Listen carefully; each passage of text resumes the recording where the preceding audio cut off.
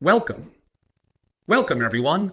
I'm Angelo Robles, and welcome to Family Office TV, and for my members, SFO Continuity. Today, the summer of 2024, macro considerations, tech, geopolitical, monetary policy for family offices. We have a special guest today, James Fishback, CIO of Azoria Partners.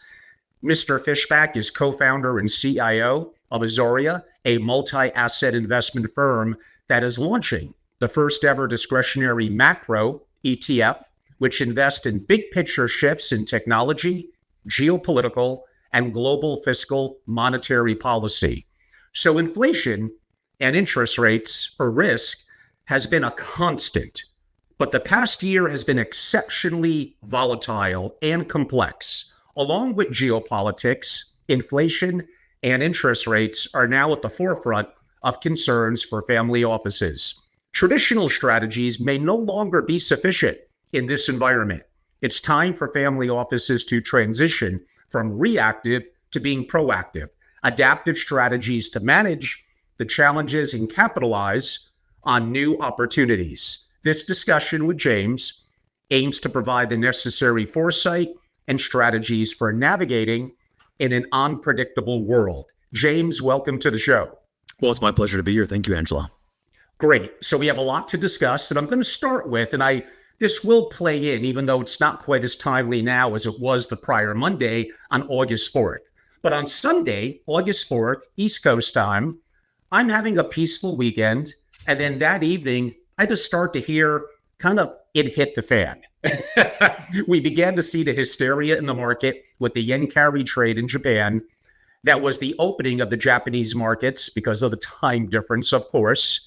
And we knew that it would be a bit of a shit show come Monday morning here in the greater New York area, the New York Stock Exchange, and broadly the markets. You nailed it. You noted, sure, this is going to be a little bit of hysteria. It's going to cause some downturn in the market. No, unlike what people are calling, it's not going to be an emergency rate cut.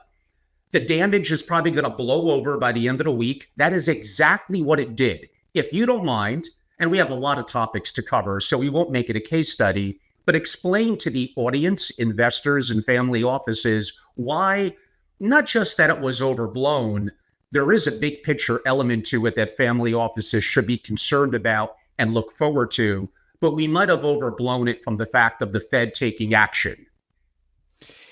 Yes, that is such a great place to start us off. And I think that in these types of market hysteria moments, everyone wants to focus on the proximate cause, the nearest catalyst that triggered the sell-off and the panic and the fear, without looking at the bigger cause that might have been responsible for it. And one statistic I want to share with you is that prior to last Monday, the S&P 500 had gone literally 365 trading days without experiencing a one-day drop of 2% or more. That's the second longest streak in the past quarter century. And so when folks say, look at the VIX, look at the market, we're down 9% from the recent highs, the all-time highs, that is. And I say to them, well, this was the first time in over a year and a half that the market has actually moved lower than 2%. And so everyone tries to find the specific reason why, whether it's the Japanese yen, whether it's the VIX, whether it's what happened on Sunday night. Let's instead look at the big picture. This was overdue. We were overdue for a correction.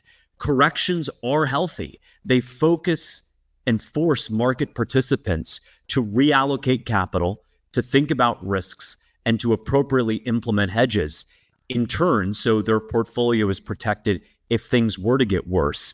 And so I wasn't worried about it in large part because of where the real economy is today. There's an old joke, Angelo, which is the market has predicted 9 out of the last 5 recessions, and that couldn't be more right. Everyone, whether it was Goldman Sachs or Bank or it was CNBC or Bloomberg, was using the R word on Monday morning. And yet, all of a sudden, that word has disappeared just 1 week later. The VIX went from a peak of 65, the highest since the crisis of the spring of 2020 with COVID. And now we are back at 20 on the VIX. And so the recession that never was might have been the quickest turnaround in history. And I as a macro investor, I stay focused on the fundamentals. The economy isn't great, but it's not awful. It is decent. And I look at what the unemployment rate has done. Certainly it has gone up, but the unemployment rate, Angelo, can go up for one of two reasons. First, folks are losing their jobs in mass. We're seeing net job losses. Or second, which is what's happening here, there's an increase in labor supply being driven by immigration. And those new workers, those new immigrants are not finding work as quickly. And so in a situation where the unemployment rate is rising for far more benign reasons than outright net job loss, there's reason to believe that this is not the recession that everyone thought it was when Jeremy Siegel was pounding the table on Monday morning saying the Fed needs to cut by 75 basis points immediately and then cut by another 75 at the September meeting. That was just hysteria at its best and provided a really interesting market opportunity for folks who were tactical on Monday and Tuesday. Indeed. And even looking forward to September and the Fed meeting, imagining they're going to cut it 75 basis points then appears to also be a little bit, I just don't see that happening. I'm not even sure they're going to cut it 50 basis points. How do you think it's going to play out? Well, I take the Fed at their word. My job as a macro investor, when I spent the last 3 years at Greenlight Capital thinking at a big picture about macro investing and what the Fed would or would not do, my job, Angelo, is not to make a decision on what the Fed should do. I have very strong opinions about the Fed, but my job is to make a decision about what the Fed will likely do and how the markets will respond. Let's take Chair Powell himself at his word just 2 weeks ago when he said at the July press conference that the Fed is not data point dependent. They are data dependent. They're not going to overreact to one single data point, like one jobs report from July, where all the evidence points to by the fact that there was a severe overestimation of the weakness because of the hurricane that hit Texas and displaced thousands of people. And so the Fed is not data point dependent. They are data dependent. Now, let's be clear. The data is slowing. The data is slower today. The job market is slower today. The economy is slower today. Inflation is lower today than it was this time last year. That means that the Fed, looking at their Fed funds rate, which is at 5.25%, the highest level in nearly 20 years, the Fed is looking at that and saying, wait, hold on a second. Maybe we don't need the Fed funds rate at the highest level in 20 years. Maybe we could take a little bit of insurance and deliver a bit of relief to the economy, especially if unemployment's going up, we can get ahead of that rise. And the Fed's looking at that and saying, okay, that's interesting, but let's be careful not to overreact. And so I take Powell at his word. The Fed usually cuts for one of two reasons, Angelo. One of them is they're responding to a real world negative economic shock. Think what happened in the fall of 2008 or what happened in the spring of 2020 with the novel coronavirus. Obviously, all bets are off then. The Fed's doing emergency rate cuts outside of scheduled meetings, and they're cutting in 50 and 75 basis point increments. But the other time the Fed is cutting is 1995, 98, and 2019. Policy isn't necessarily too tight where it's causing real harm to the economy. There's no obvious negative economic shock. But much like there was in 98, there was a carry trade unwind in Japan. Much like there was in 2019, there was concern about geopolitics.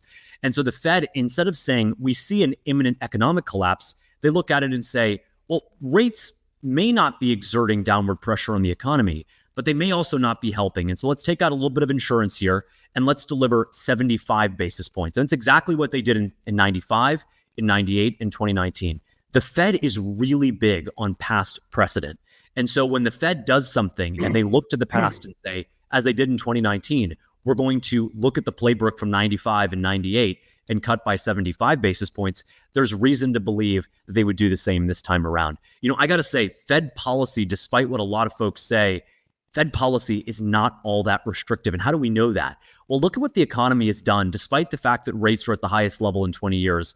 Look at how the stock market has reacted so far this year. Look at how the unemployment rate, although not as low as it was 6 or 7 months ago, is still pretty tame. Look at GDP growth, what it was in the second quarter and what it's projected to be in the third quarter. The Atlanta Fed GDP now says that it's projected to be 2.8%, matching the exact same level it was in the second quarter. And so people say that the Fed is restrictive, the Fed is restrictive. Well, let's just be completely honest for a second. Where is this restrictiveness actually embodying itself? Yes, there is weakness in commercial real estate. Yes, the residential market for mortgages could be a lot stronger, but the Fed is looking at the aggregate economic picture, and there's not a whole lot of reason to believe that the economy is responding negatively to higher rates. I mean, certainly, if you would have said 2 years ago the Fed's going to go from 0 to 5.25% on Fed funds at the fastest rate since the guy named Paul Volcker, you would have thought the economy would be responding a lot more negatively. And so I think that's part of the reason, Angelo, too, the Fed is not keen on cutting more aggressively, is because the economy isn't necessarily behaving as negatively as it would be under 5.25 rates. Think about it. Most Americans, their largest liability, the largest source of net interest expense is going to be their mortgage. And most Americans, 90% of them who have a mortgage, are locked in a 30-year fixed rate mortgage. We heard a lot last year about 7.5% and 8% mortgage rates. But guess what? The average mortgage homeowner in America is only paying 3.6%. Even if Fed funds goes to 10% or 15%, that mortgage rate is still fixed for the next 30 years. And so the consumer is pretty well insulated from higher rates. And if anything is benefiting from higher rates, you see that excess cash balances, whether it's a money market mutual fund or simply buying treasury bills, are earning 4 and 4.5% for consumers. And those consumers are able to spend that money, support consumption, which is 70% of GDP. So that's a long-winded way of saying the economy is not perfect, it's not awful, but it's somewhat decent. And that is a good reason why the Fed should be guided by its past playbook of not delivering aggressive rate cuts, taking it slow, taking it steady, not overreacting to one bad jobs number that was largely influenced by some one-off factors in this Texas hurricane last month. Along with those factors, and I was going to bring up the Texas hurricane, so we're going to have the, speaking of weak job reports relatively last month, August will come out, I guess, early September. That will put us into the timeline of if the Fed says and does what they say they're going to do, they're going to cut rates. Putting it from an investor, and more specifically an ultra high net worth investor and family office perspective, leading into the election, leading into the fall season, if a family office desires to be tactical, what would be the play they should make? That's a really good question. I think the play to make is that historically, when you see the Fed, even in these short, shallow cutting cycles, there are really interesting market opportunities to take advantage of. I don't think it's a coincidence that we saw Monday's move at a time where the economic data is softening. Certainly the market overreacted to that. But if the same conditions that lead the Fed to cut also lead the market to overreact at times, that presents very compelling buying opportunities. Again, the VIX at 65, the market down at 1.200 points on the S&P, for reasons that are just, everyone wants to talk about, well, why did the market go down? I'm less interested in why the market went down and more interested in whether the prices today are going to offer value for folks who can see through the near-term volatility. And so 2 takeaways there. One, I think if you were looking at locking in short-term rates, which are still pretty attractive despite the fact that rate cuts are expected at this point, I think it makes sense to lock in those rates today as opposed to waiting a few more months as the curve is going to reflect more Fed easing as time passes. And the second is keeping a little bit of dry powder and deploying that capital tactically. There's a really big issue emotionally and psychologically, Angelo, as we talk to investors about buying the dip. They love buying the dip when the S&P is at all-time highs. When the S&P is at 5,700, they said, if this market were to just go down 10%, I'm going to buy the dip with both hands and feet. And then the market goes down 10% and the VIX is 65 and every other word out of the CNBC anchor's mouth is recession, recession, recession. And all of a sudden they're spooked by it. And so what I would advocate for is putting in place a plan where you are systematically buying dips. Because in the moment, it's hard to bring yourself to do that. Everyone's yelling recession. Everyone's yelling hysteria. Everyone's yelling VIX volatility, this, that, and the other. And so part of buying the dip, which is a very successful and prudent long-term strategy, which is effectively, I mean, we talk about BTFD, right? Buy the effing dip, as a lot of people will say online. That's actually a really, really great strategy. Markets, one, overreact. Markets, in the course of overreacting, will end up overshooting some semblance of fair value, effectively giving smart tactical family offices and high net worth individuals an opportunity to pick up those stocks at a discount, especially when those overreactions, as we saw this past week, can unwind very, very quickly and then revert higher. And so what I would say is, if you're looking at locking up some cash, earning money on short-term money market instruments, now's the time to do that before the Fed starts to cut. And then second, I would say, whether that's low single digits, having some allocation in place as markets are especially volatile, to be able to position to buy the effing dip as these conditions emerge for whatever reason. I mean, it doesn't matter, right? If you really like a stock like NVIDIA or Palantir, ask yourself this, Angelo, and I was talking to a high net worth individual last week, and I said, ask yourself this: will we be talking about the yen carry trade a year from now and its impact on Palantir's ability to monetize generative AI advancements?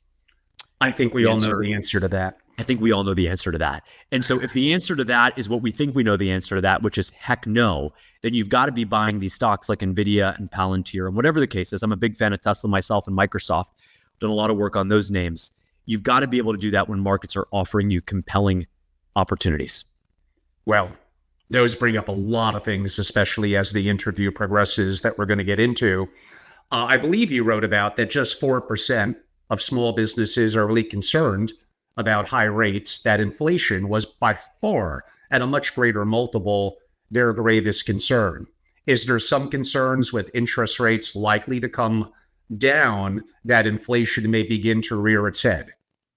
It's a great point, and I'm so glad you brought it up, because today we just heard from the National Federation of Independent Business, the NFIB, which puts out their survey, and they actually found that it's now 25% of their small businesses in their universe are saying that inflation is the number one concern, which is the number one concern across the board. Interest rates are only 4%. And so ask yourself, in a world in which small businesses are saying that inflation is the number one concern, not interest rates, we're not even close to being interest rates, shouldn't we be keeping Fed policy tighter, which would in turn work to lower inflation over time? To the 3,000 family offices listening to our conversation right now, one, I'm honored. I'm honored by the opportunity to speak with you and get to them. But two, they own businesses. They've built businesses. Mm-hmm. They are actively involved in businesses. Ask yourself, to the audience listening, over the past year, what has been a bigger headache for you and your operators? Has it been the rapid cost of food and labor costs, or has it been short-term interest rates? That is the question they have to ask themselves. And if their answers are anywhere near what the NFIB survey is finding just this past month, it's that inflation, food cost, energy cost, labor cost is the number one business concern, not rates. And the Fed can't do anything about that. If anything, by lowering interest rates, what the Fed is doing is they could be actually resurrecting the inflationary forces that were so crippling in 2022 and 2023. And so the Fed may be on the brink of a mistake here. We don't know. I don't think that cutting by 75 basis points by 3 rate cuts this year would seriously risk and imperil higher inflation. But at the end of the day, if the Fed does end up aggressively cutting, the likes of which we saw in the spring of 2020, if they end up cutting 150 or 250 basis points, there's a serious risk that not just 25%, but 30, 40, 50% of businesses will be complaining about high inflation, because the very conditions that they're trying to end up avoiding end up being resuscitated by their policy actions. James, the Fed is a politically progressive institution. I believe for every one Republican economist, which you might have even wrote about, there's as many as 10 Democratic. Is this a concern? And if it was the opposite way, I think that would be a concern as well. There doesn't appear to be a balance. Should I be concerned? Or more importantly, forget me. How should family offices look at that tactfully? It is such an important point. and one that, for whatever reason, the so-called economic experts do not want to entertain, that the idea that the Fed is political. And the reason they say it's not political is because Chair Powell and company says it's not political. Look, here are the facts. As you pointed out, for every one Republican economist who works at the Federal Reserve System, there are 10 Democrat economists. I'll take you one further. For every dollar that Federal Reserve employees donate to political candidates and causes, 97 cents goes to Democratic candidates and causes. Those are mind-boggling numbers that are on par with Harvard University and Yale's political donations from professors. Yes. And so I don't see anybody arguing that Harvard has not been politically, ideologically one-sided. And yet I don't know why they would say the same or wouldn't say the same about the Fed. The truth is that even the Republicans at the Fed, like Jerome Powell, seriously fear someone like President Trump coming back into office. And not because I think that President Trump seriously imperils the independence of the Fed, but because he wants to hold them accountable. And anybody should want to hold the Fed accountable when it makes mistakes. Fed mistake most recently was at the end of 2023, doing this George W. Bush mission accomplished after the war in Iraq, saying we solved inflation, we're going to be cutting rates by 3 times, maybe as soon as the March meeting. And then the market ran with it and said we're going to cut rates 7 times. Well, look, we saw what happened in the first quarter of the year where inflation seriously picked back up and then totally unraveled those plans. Look at one Fed mistake even worse from June of 2021 when inflation this cycle first hit 5% on headline CPI.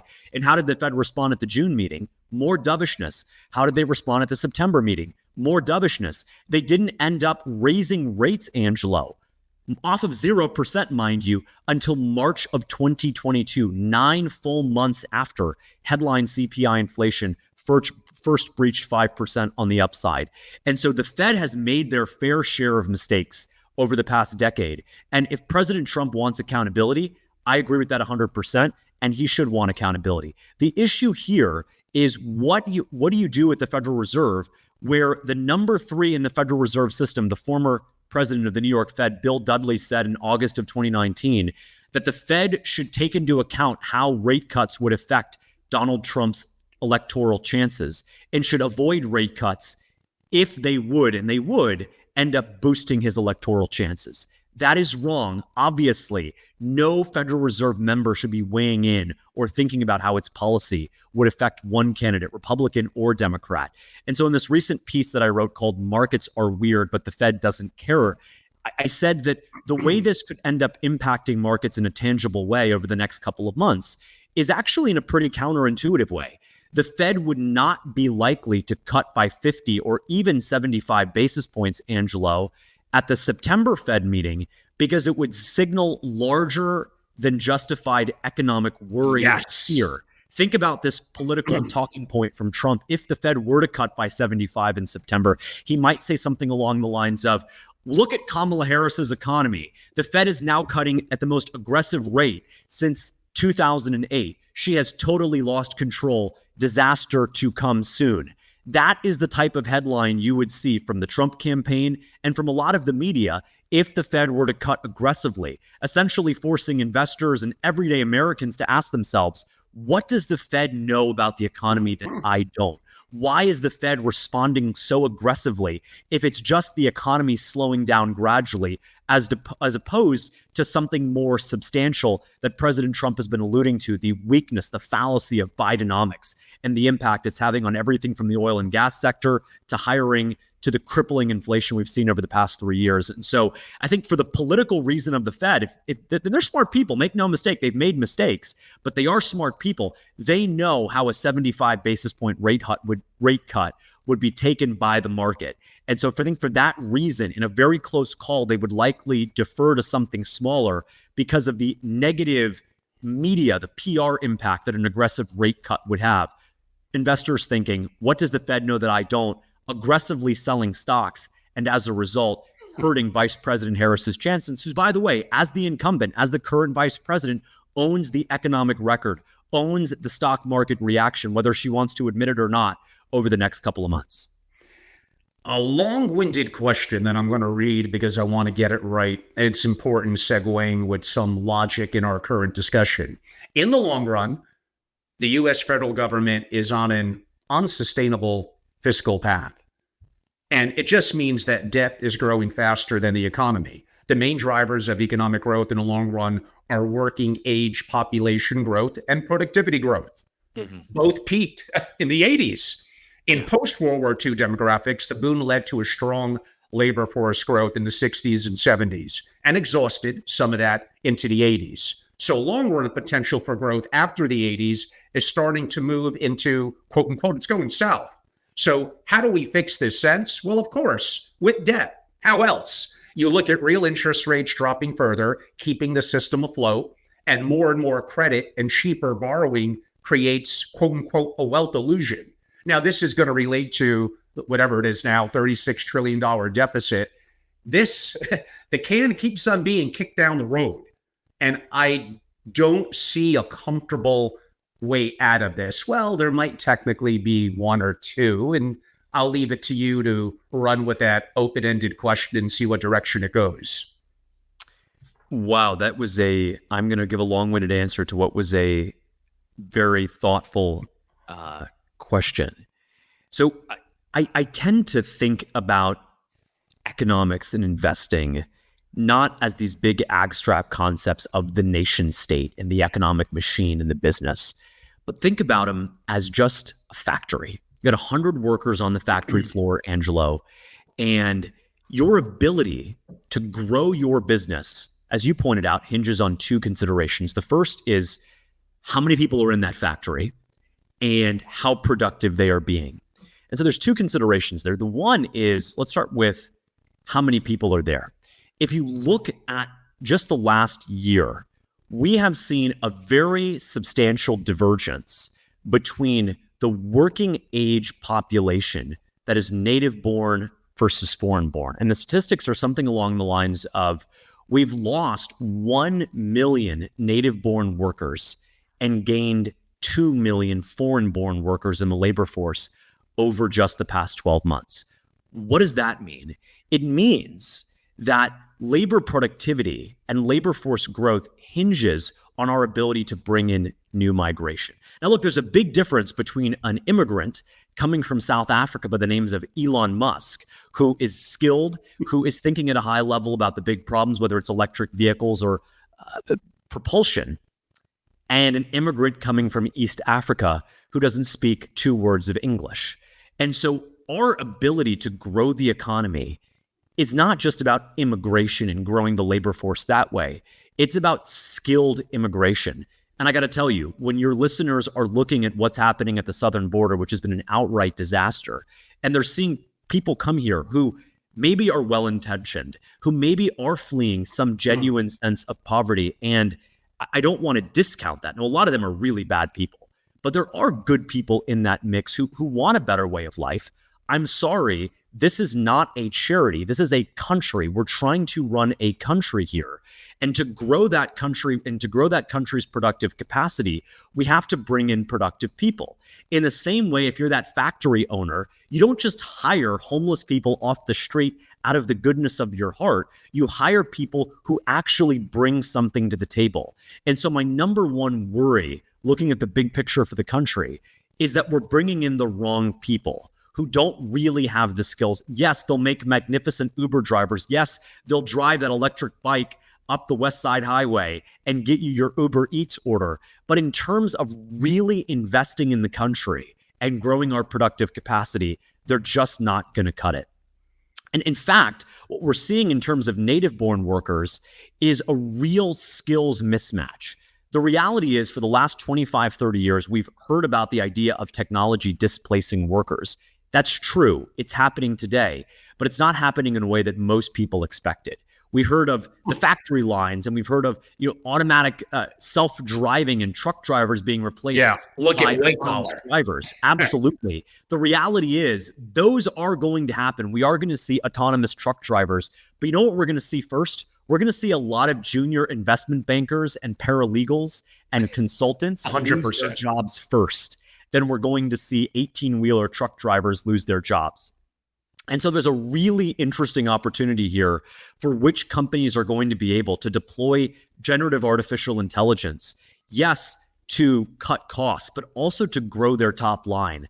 And so one thing we're doing at Azoria is we're building a universe of companies. Everybody wants to talk about NVIDIA and Palantir and Microsoft, and rightly so. But just like Coca-Cola was made possible by the invention of the refrigerator, there are companies today that are going to be infinitely more successful because of the invention of generative artificial intelligence. Companies, by the way, Angelo, that are not strictly or even remotely technology companies. And so to come full circle on this, the path that we're on right now is not sustainable. We cannot continue to import the third world and all of its issues without really any benefit to the US. We have to grow productive capacity. One way to do that, obviously, is through more qualified humans. And I think there should always be a path for skills-based immigration, the best of which comes from places like Asia. But also, there needs to be room for generative artificial intelligence to replace a lot of labor. Remember those videos from 2021 where young 20-year-olds were doing TikToks on what they did at Facebook, a day in the life of Facebook, a day in the life at Twitter. And they showed up at 10 a.m. and they had rolled oats and they had a quinoa and they had a quiche and they had some red wine around lunchtime. They weren't doing a whole lot of anything in that role. And look at what Elon Musk did at Twitter when he turned into X. He literally fired 75% of people. For every 4 workers at Twitter, there is now 1 worker today at X. And yet it has never been more popular of a service. We had 2 million people tune in to his conversation yesterday with Donald Trump, something unfathomable, something that is making the mainstream media green with jealousy. And so what I would say more than anything is don't equate human capital with necessarily productive capacity. You can grow the country's productive capacity through technology, and generative artificial intelligence is perhaps the best way to do that in a very, very long time. There's no assumption you have to make today. I can take this notebook right here and I can sketch out a website, and using ChatGPT-4, the free model that anybody can use online right now, they can take a picture of that sketch and turn it into a fully coded and deployable website in less than a minute's time. So when people say generative AI is overhyped, it is overvalued, I ask yourself, if that's what the technology can do today for free, imagine where we're going to be in 2 years' time. Indeed. My audience knows I've covered AI extensively. I'm active in Silicon Valley. I'm a believer that AI will never be weaker than this very second that we're talking now. If you listen to the CEO of Google, he states, and it does sound a little extreme, that it will be every bit as impactful as fire and electricity. And others, I think from Elon to Ray Kurzweil, who I did a brief interview with, talked about that it's exponentially growing at about 10x a year. It's going to get us a little bit off more of a sequence, but you did bring up Tesla earlier. You did bring up Elon, and you brought up effectively AI and robotics now. I'm going to dive a little bit into a singular stock like Tesla, which is really amazing as part of the Magnificent Seven, and what they're doing and what Elon's doing, integrating what he's doing in AGI with XAI, which is new, coupled with the robotics impact in robo-taxis that, as you acknowledged, in time could be developing. The fact that he's talking about, and the math looked pretty good, if he could produce humanoid robots at $20,000 a piece, and the value in industrial use, and then potentially healthcare, home healthcare, etc. On the other hand, that's all the positive. On the negative, how about what I heard a week ago, that Samsung and Toyota teaming up and supposedly in 2027 have a battery that could have a 600-mile radius. What impact could that have on Tesla? So I guess I don't want to make it an earnings call about Tesla, but you did bring it up. It popped in my head. My audience is interested. Here we go. Let's do it. Let's start first with your last question about Toyota and Samsung. The reality is you only need to get about 250 to 300 miles of range for electric cars to work for most Americans. The supercharger network alone, I drive a Tesla every single day. I live in a rural part of Florida. The supercharger network alone is more than capable of connecting people who even want to travel the country coast to coast. And so I know this idea of bigger numbers typically excites people, of 600 miles or even 1,000-mile range. That's like saying you need a gas tank that would hold 50 gallons of gas. The reality is that's not an incremental benefit beyond maybe 12 or 15 gallons of gas, or in this case, 250 or 300 miles of range. It's more than enough. What I'll say about Tesla is this. Tesla is not a car company. Tesla's value for the next 10 years is on whether and how successfully it can solve this core question of autonomy. Not just autonomy in the cars, 100%. but autonomy in this humanoid robotics venture, which is called Optimus. And let's just put it to you this way. Every call that folks have made about Tesla on how successful FSD is going to be, on how bad things are, and this, that, and the other from all the short sellers, and we know all of their names publicly, have been dead wrong. This time last year, when Tesla was rolling out version 12 of FSD, which eliminated 300,000 lines of code, of C++ code, and replaced it with an AI end-to-end neural net, essentially no code, no instructions, no if this, then that, just letting the AI drive the car. What did the number one Tesla short seller in Jim Chanos say publicly? He said, look, I told you, Tesla is admitting that the old FSD system didn't work, and now they're trying something new. Well, let's talk about something new. The rate of interventions, how many times you would need to intervene to take the car over, has absolutely collapsed. It's down 90%. We're fast approaching 2 billion miles, 2 billion miles driven on full self-driving Teslas across all versions, the most recent leg being powered by version 12. And I can tell you, as somebody who drives this thing, it is just unbelievably magical to be in a car and to sit back and have the car make the U-turn, make the right turn, go from literally parking spot to parking spot. It is going to change the game. And I focus less on where the technology is today. It's unbelievably impressive where it stands right now on version 12.5. But the rate of growth is the most compelling reason to look at this technology seriously. And so I'll leave you with this analogy. The iPhone was unveiled in January of 2007. And in January of 2007, if somebody said, no, the iPhone won't matter because the majority of Apple sales is iPods, you would not be taken that seriously as someone saying today, no, FSD doesn't matter because the majority of Tesla's sales are physical vehicles. I'll tell you this right now. Everyone wants to focus on how many Model Ys or Model Xs did Tesla sell last quarter. That is going to be the least important metric by which to evaluate the stock in 10 years, maybe even in 5 years. All we are going to care about is robotaxi deployment, humanoid robot deployment, and how much conversion we're seeing there. And so in the same way, you would write off someone telling you at the time when the iPhone was going bonkers, no, don't focus on the iPhone, focus this quarter on iPod sales, is the same way you should be thinking about Tesla. Yes, car sales are important. Today, it is a car company. But 10 years from now, it won't be. It will be the largest AI company in the world.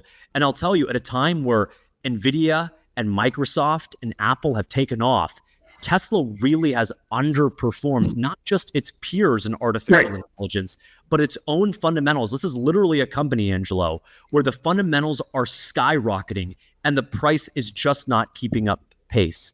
And so I can't think of a more exciting and at the same time cheap way to be invested in the massive paradigm shift that is artificial intelligence than investing along Elon Musk in this exciting company called Tesla.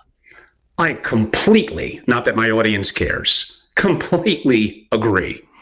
Moving on, as a macro thinker, what would be 3 key macro indicators that you would look at? Or if I'm a family office, I don't need to look at 50. Sometimes too much information could cause paralysis by analysis and not necessarily be beneficial. What are 3 key indicators I should be looking at? That's a good one. That's a really good one. And I'll tell you that you're right, that to focus on the option paralysis because there's so much junk out there. And I'll list one right off the bat. So there's 2 types of economic data. There's hard data and soft data.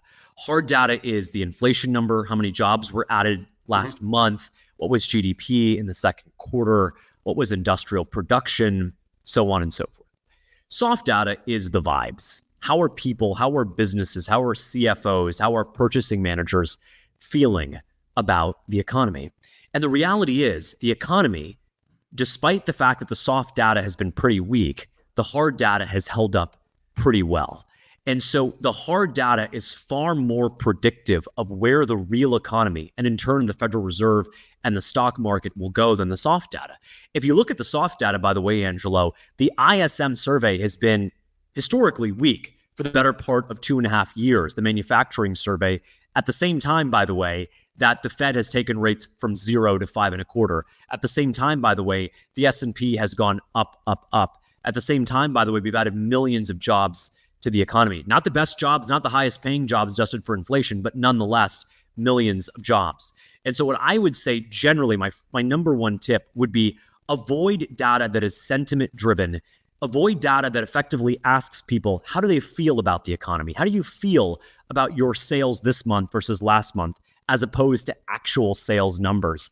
Let's not forget, as a lot of your listeners will be able to attest to, they understand the difference between someone who has the incentive to tell the truth and someone who has the incentive to lay off some of the responsibility.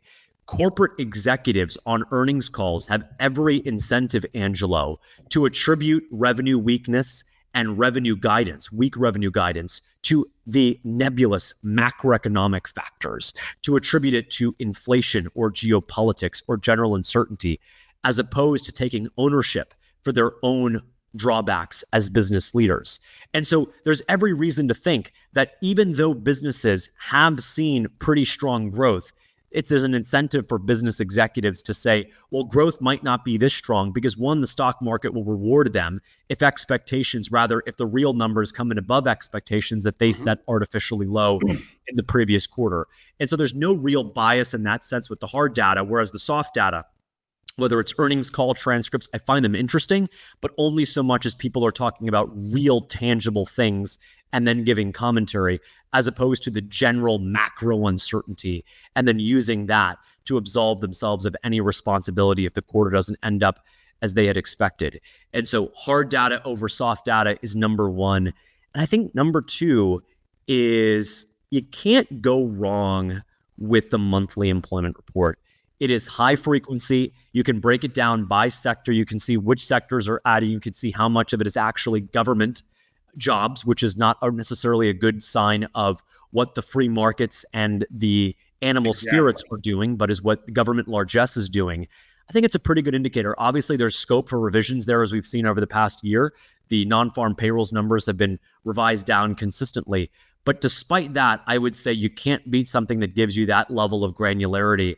And I would also look to things like something folks don't talk a lot about is the daily TSA numbers. How many people are going through airports every single day? Good.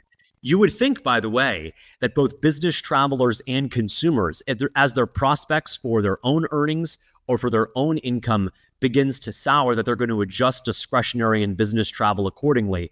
And that appears right away. We have a daily number. I don't want to take a day's number with too much credibility, but I would do like a 7-day or a 14-day moving average and keep an eye on that. And I've shared those numbers in my newsletter, which is always free at headofmacro.com, our Azoria newsletter. But those are indicators that I look at and I'll continue to talk about, and one way or the other speak to whether they're pointing to continued economic muddle through or actual real weakness in the economy. And my next question may relate a little bit to the day after for us in America with the yen and carry trade. Going back to that, we knew the stock market was going to have a bumpy Monday and Tuesday. I think back, because I'm old enough, to October of '87 and controls that were put in after that, before advent of greater technology, that some may call loosely the plunge protection team. But now we have far more greater technological capabilities. Whether I may think it's overly manipulated and controlled or not, could I make the argument that an other 87-like one-day crash, or even over multiple days, is simply much less likely to happen now? You absolutely could. And so much of 87 was due to the option dynamics at the time, and of course this thing called portfolio insurance, which was really counterproductive because as the market went lower, it would sell stock futures, which would, guess what, push the market even lower, triggering the sale of more stock futures, creating this vicious cycle where the only reason people were selling now was because people were selling 15 minutes ago. To your question, though, I think the interesting thing to bring up about 87 is that despite how ugly 87 was, it didn't cause a recession. It did not cause a recession. It did not predict a recession. The market will predict 9 out of the last 5 recessions. The market is a place where fear and greed and euphoria and panic, all of these things are constantly competing with one another in this open, chaotic marketplace. And you're going to get overshoots one way or another. And so I don't tend to put too much stock into what the market is doing at any point in time. I think that as the market moves lower and you look at real opportunities to get involved, you have to look even when there is panic, even when there is blood in the streets. And I think despite the fact that the market was only 9% lower from its recent and very recent all-time high reading, despite that, it literally felt like real panic on Monday. There felt like there was blood in the streets. The amount of people, Google searches of the word recession were at a 2-year high. The amount of people talking about an imminent intermeeting Fed rate cut was the highest since the throes of the 2020 COVID crisis. And so that's not to discount the fact that people were scared, but I think to go back to my earlier discussion, it's when there is blood in the streets, either real or perceived, is a time to be slightly dipping your toe in the water, not to deploy all of that dry powder, but when the markets are causing the VIX to go to 65, those are 2008 type levels, there's a real opportunity to get involved in specific names. And that's what's exciting. And I think just taking advantage of what any macro investor could do is to look at the macro markets today and look at what they're pricing and how they're overreacting, and then look at the real economy and the real fundamentals. And when there's a mismatch, even if it's only 10%, that's an opportunity to get involved.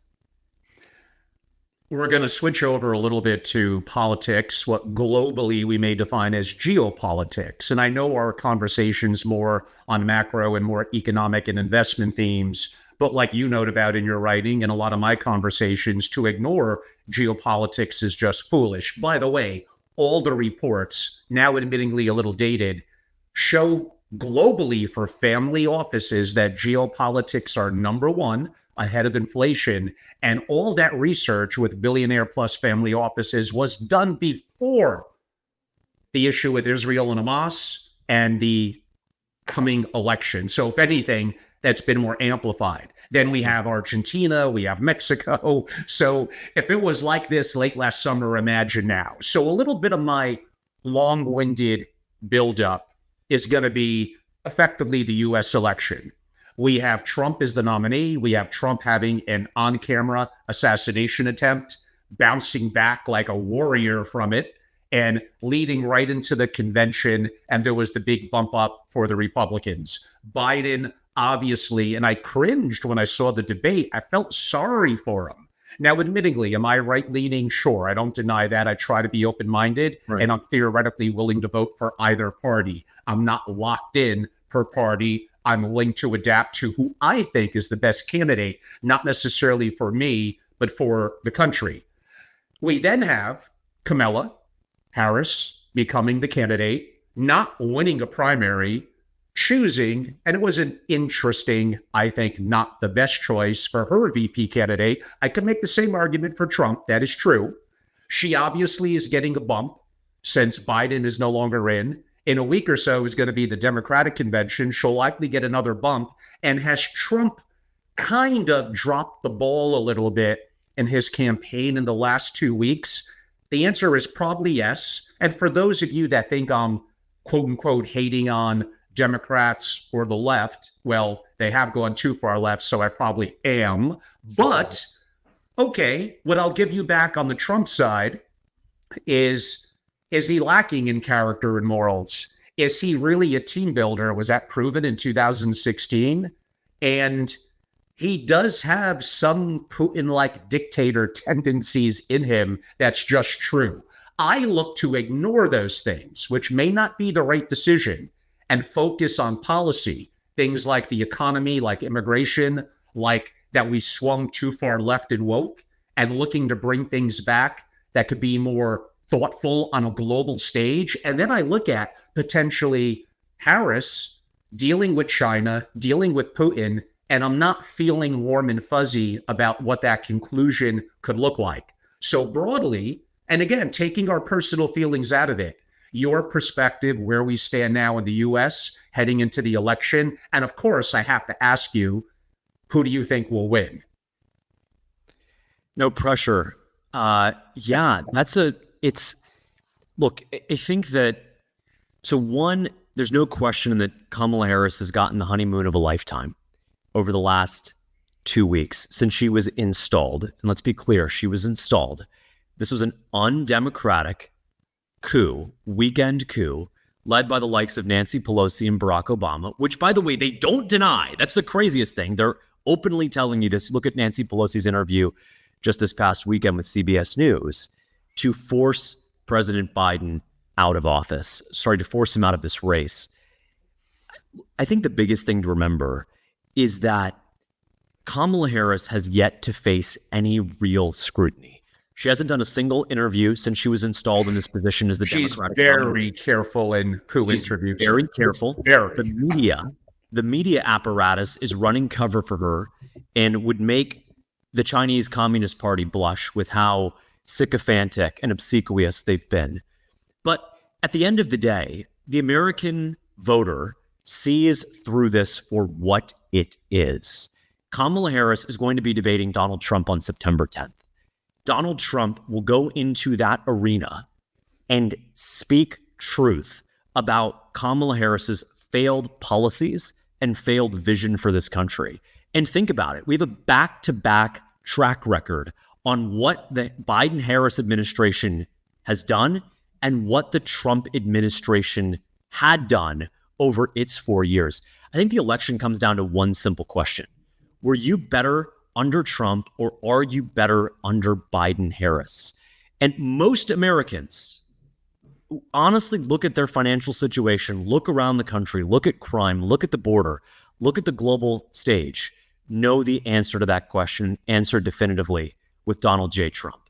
And so that gives me conviction. I also want to point out the 2020 election was not as much of a blowout as people seemed to think it was. It ultimately came down to only 42,000 votes in Wisconsin, Arizona, and Georgia. 42,000 votes. I mean, everyone wants to talk about Biden won the popular vote by 7 or 8 million votes.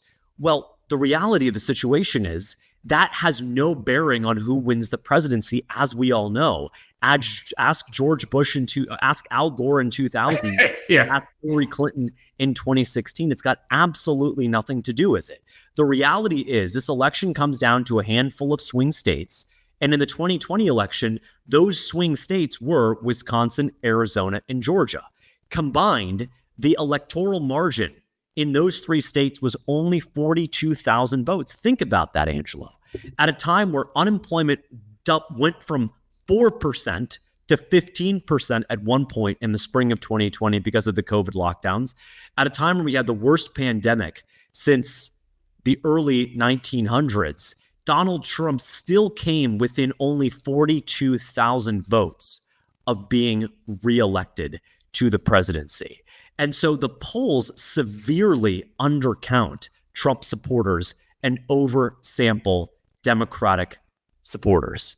And so I don't put a lot of weight into the polls. I'll tell you, by the way, this time in 2020 and 2016, the Democratic candidates were up anywhere between 8 and 10 points in the summer of 16 and 20 before the elections those years. And Trump and Kamala Harris are pretty much in a dead heat. And that's at the same time, she hasn't done a single media interview, has yet to debate, and has yet to face any real scrutiny. Let's see her in a debate where she has to actually respond and defend the open border that has brought millions of Americans into this country, where she has to defend an inflation that has led to a 25% increase in the overall price level since her and President Biden took office in January 2021.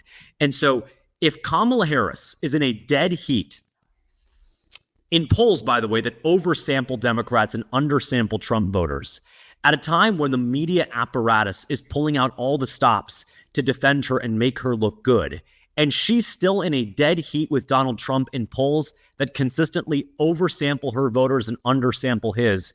We are going to do very well. I say that as someone who looks at this unapologetically as a conservative, but also who's someone who looks at this unpolitically as a macro investor. Trump policies set in motion the greatest economic boom that we've seen in half a century. And I think about a second Trump term, Trump 2.0, if you will, Angelo, as broken into an acronym that I call Trump. The T is tax cuts. The R rather, is regulation rollback, rolling back the crippling regulations from the oil and gas sector to nascent regulations that are going to burden, that's the word of the week, burden us in our new efforts to develop innovative AI technologies. The U is unilateral trade policy. President Trump is going to get tough on countries that are not playing fair, that are stealing our IP. Yes, could there be the risk of short-term tariffs? But the tariffs, Angelo, are not the end result. The tariffs are a means to an end, which is giving American companies their fair shake in global trade, making sure that our intellectual property, that the way that shareholders are investing in companies like Intel or Nvidia is not abused and stolen by countries like China and their operatives. So that's TRU, tax cuts, regulation rollback, unilateral trade policy. How about this one? M, migrant curbs. We are going to curb the unbelievable flow of 10,000 migrants pouring across the southern border. We want legal immigration in this country. We just want to be able to test for skills that are going to actually benefit the U.S. economy.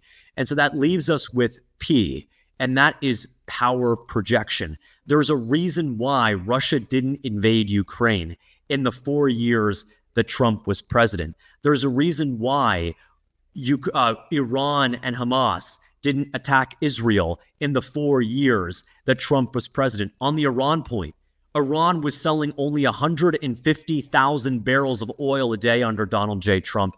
Now they're selling over 1.6 million, a 10x increase. Wow. Those oil sales, Angelo, have funded and emboldened the terroristic efforts of Iran and Hamas against the free state of Israel. And so we didn't see that under Donald Trump, and we didn't see skyrocketing oil prices as we saw in the wake of Russia's invasion of Ukraine. And so this geopolitical uncertainty, which has kept oil prices higher than they otherwise would have been, is contributing to still inflationary dynamics and global geopolitical volatility that is not helping anyone. And so TRUMP, Trump, tax cuts, regulation rollback, unilateral trade policy, migration curbs, and power projection is how I'm thinking about Trump 2.0. And for the reasons I outlined earlier, Trump is the favorite to win this election. And I'll tell you something, Angelo. The economy is the economy. Prices as we stand today, even if inflation, even if the price level is growing less than what it was growing at last summer, less than it was growing at 5%, is only growing at 3%, prices are still 25% higher today than when they were when President Biden and Vice President Harris took office in January 2021. American voters will not forget that. There's no amount of good news and positive economic breakthroughs that can take place in August, between August and November 5th election day, that can somehow resurrect the Harris campaign. If anything, the trend is not their friend and only supports Donald Trump. And so, yes, Harris has had a good couple of weeks. Yes, Donald Trump could have hit her a little bit harder on not the name, not her name, or not whether her dad this or her mom that, or whether she's actually Black or Indian, but focusing on her real track record. But let's be honest, she has done well, which is to say she is tied in the most artificial, one-sided, rigged conditions, whether it's the media, whether it's them propping her up, or her refusal to engage with them in any sort of substantive conversation or interview. All of that changes on Tuesday, September 10th, when she goes head-to-head in what will be an iconic and historic presidential debate with Donald Trump. Of course, she's obviously being very well prepared. Of course, I'm looking forward to it. It'll be interesting. In kind of adding a little bit, sure, there's probably 6 or 7 states, Arizona, Nevada, Wisconsin, Michigan, possibly Ohio, though advanced, that may be a little more in the bag.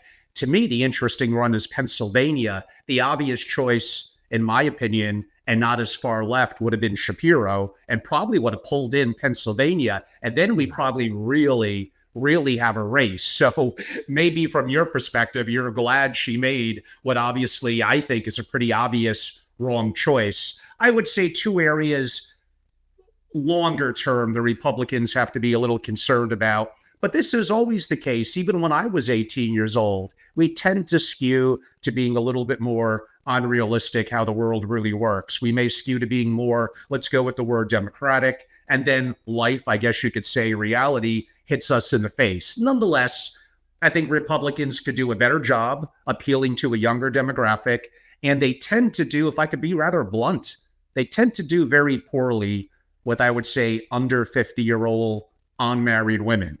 They do need to do a better job longer term in those demographics. If Angelo Robles was advising them, and I'm half minority, being half Puerto Rican, unfortunately, I'm way older than 50.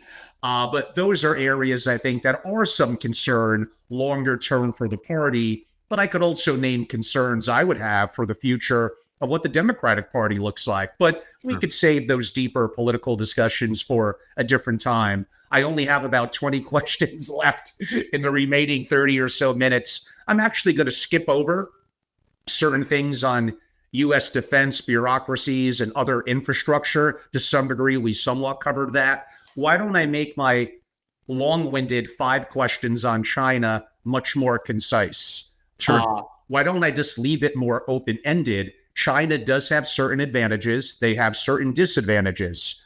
How do you think, from a macro perspective, and as an investor, why should I care? And the impact of China from a threat to U.S. dollar hegemony combining with the other BRICS, that may be more of a longer-term play, to military concerns, to the increased significant strength of the Chinese Navy, to other grave concerns, including Taiwan. So I'm squeezing in 3 or 4 questions about China kind of broadly into one. It's all yours. Absolutely. China is the 800-pound dragon, to use a more culturally appropriate reference, in the room right now. And that's why so much rests on this election and the way the next administration would deal with China. Here's the truth. 90% of the most advanced semiconductors in the world are produced on this little island called Taiwan. And so the reality is, if Ethiopia invades its neighbor, or heck, if Russia even invades Ukraine, those things are not of, and I'm just speaking bluntly, of strategic importance. You can advocate for, yes, Ukraine is part of Europe and we should stand for Western democracy. The reality is, despite the move in oil in the immediate wake of the invasion, Americans were otherwise unaffected by what was happening with that geopolitical event. That would not be the case if China were to invade Taiwan. Again, 90% of the semiconductors, 60% of general semiconductors, but 90% of the most advanced ones. And so we got a very sneak peek of that during the pandemic when we saw the global chip shortage lead to massive skyrocketing prices in used cars as a result of the new cars not being able to have them, production shortages, delays, manufacturing issues, and so on.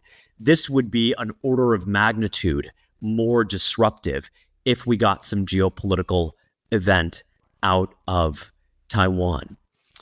The reason why China wants Taiwan, of course, goes back to the 1949 breakup, the Civil War, the rise of Mao Zedong, the expulsion of Chiang Kai-shek to the island of Formosa, what now is known as the Republic of China and Taiwan, and what mainland China is known as the People's Republic. But this grand unification, think about who Xi Jinping is. He's in legacy mode. He is thinking about his legacy 50, 100 years from now. he has made it his mission to reunify these two countries. And so while everyone wants to talk about an actual war, what we call kinetic conflict between China and Taiwan, I think one thing that people aren't spending enough time thinking about is what a quick Taiwanese surrender would look like. And we don't actually have to look too far into the past to understand what this looks like. Look at what Hong Kong did. Yes, of far less strategic importance than Taiwan under very different circumstances. It was part of this one China, two systems that Deng Xiaoping articulated when it was given to the British and then given back, of course, in the summer of 97. But Taiwan Hong Kong just kind of gave itself to China without really kicking or screaming in the process. And so there's a real chance that China has Taiwan effectively under its control in 10 years without a single shot being fired. Mm-hmm. What the U.S. has to do is has to create an effective deterrent to make that not likely. Xi Jinping wants this, but what he wants more than anything is not to be overthrown by his own people. If the country is hit with severe sanctions, if there is a crippling of the economy, if Chinese tourists are unable to visit Western countries like Italy or the United Kingdom or even the United States, how can we put together an effective deterrent that makes it very clear to China, if you do this, the punishment is so severe and so clear-cut that you'll understand why we are deterring you from doing it, and we're going to make you think twice about it. And so I don't have a real quick answer or a definitive way to understand or to predict what China is going to do with respect to Taiwan. All we can really do is set the stakes, tell people and understand the geopolitical, the financial, and the technological importance of Taiwan, while also reflecting on the fact that the U.S., through legislation like the CHIPS Act, is trying to decouple itself from its dependence on Taiwan and build out the semiconductor capacity. That's not easy. There's a real issue with human capital in the US. The average tech worker in Arizona, sorry to admit, by fault of the education system in the States, is not preparing people for the type of work that a TSMC employee is prepared to do. And so it's a lot easier said than done. If it was just as simple as signing a bill into law called the CHIPS Act and we could suddenly be completely independent from Taiwan, it would be done by now.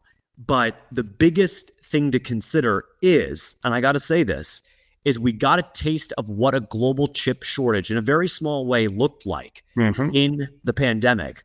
Imagine that, but 10 times worse. What would that mean for car sales, for car production, for computer sales, for computer production, for servers, for the ability for big companies to deploy this new general artificial intelligence? It could single-handedly derail the generative AI paradigm shift.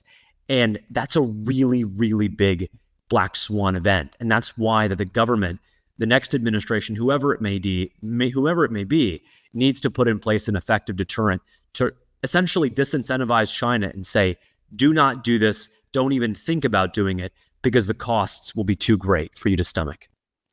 James, I think in our final 25 minutes, I'm going to go round robin. We'd like to dig deeper, but we'll just kind of go right through it. I'm actually going to revisit the deficit. I brought this question up to other macro people, from Mark Faber and many others, Peter Schiff in the past, etc. Could I make the argument our deficit is horrific? There's nothing positive that I could say about it. But as long as the dollar is king, we are the one-eyed giant in the land of the blind. It's US dollar hegemony. We protect it with our military. We'll do anything to protect it. Nothing is going to last forever, but that's probably not going to change in the next couple of years. Do we overblow as Americans the issue with our significant deficit? Yes and no. There's been a lot of ink spilled on this idea that there was an impending debt crisis. And really, you could go back to the era of Reagan, where I think rightfully so, there was this focus on government spending. But we have to remember what has happened to the government debt since then. And yet, Treasury rates, the ability for the government to borrow, has been totally detached from the actual debt sustainability path. The reason why this time may in fact be different, and why those who are concerned, myself included, have right to be, is because it's not the level of debt that matters, Angelo. It's the debt servicing cost. I could theoretically have $1 trillion of debt and yet be totally fine as long as my ability to service that debt is not called into question. Now, when you have $10 trillion, or in our case, north of $30 trillion of debt, and you're paying $1 trillion a year to service that debt, then you have reason for your debt servicing to be called into question. When you are spending more just paying the interest on the debt than you are on the entire Defense Department, you have reason to question how sustainable that is. And this is not about, a South African style debt crisis or a Brazilian style debt crisis. Let's look at just the United Kingdom, a developed country, a G3 economy, and look at what happened to their government bond market in the fall of 2022.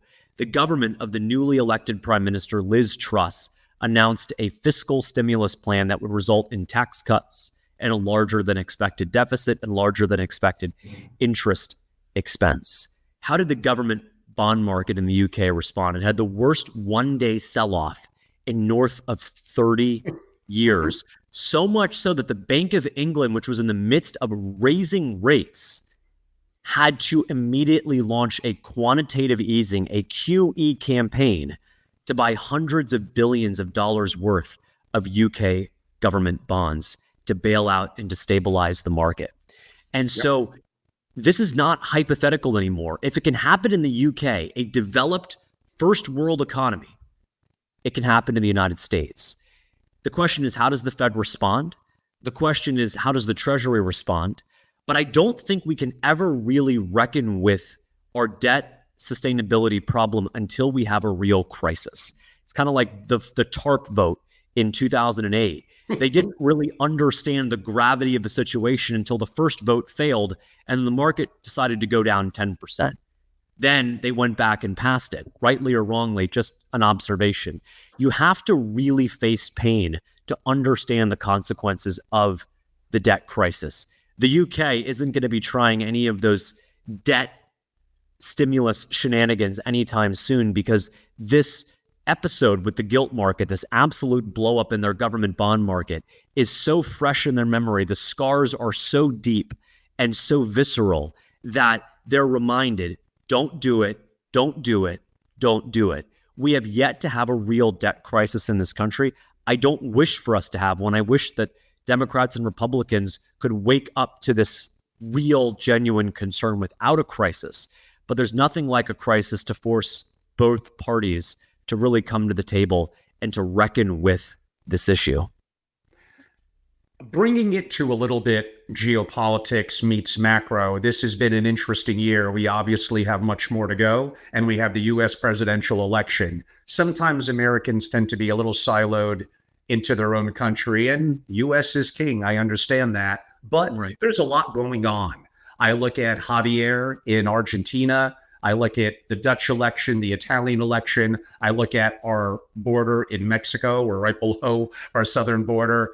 There's a lot going on politically around the world. What trends are you seeing from what has happened so far? And I take it back again. As an ultra high net worth investor in Family Office, why should I care? And what little things are you picking up on that may allow me to want to be more tactical in certain ways?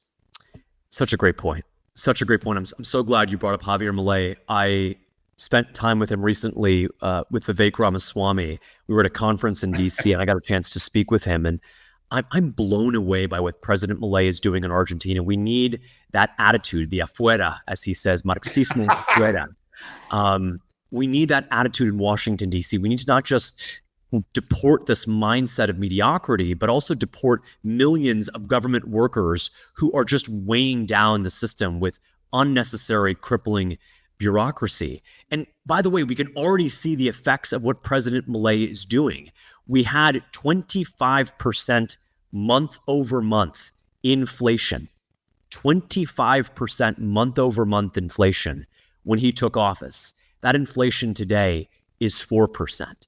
And so one thing that we're really excited by is not just the economic reform agenda that is supercharging the Argentinian economy, as President Milei told me backstage with Vivek, making Argentina great again, but the investment opportunities on offer, one in particular, in Argentina's own sovereign bonds. Today, Argentinian dollar-denominated sovereign bonds, which is to say dollar-denominated, which you don't bear any of the currency risk, are paying north of 20%.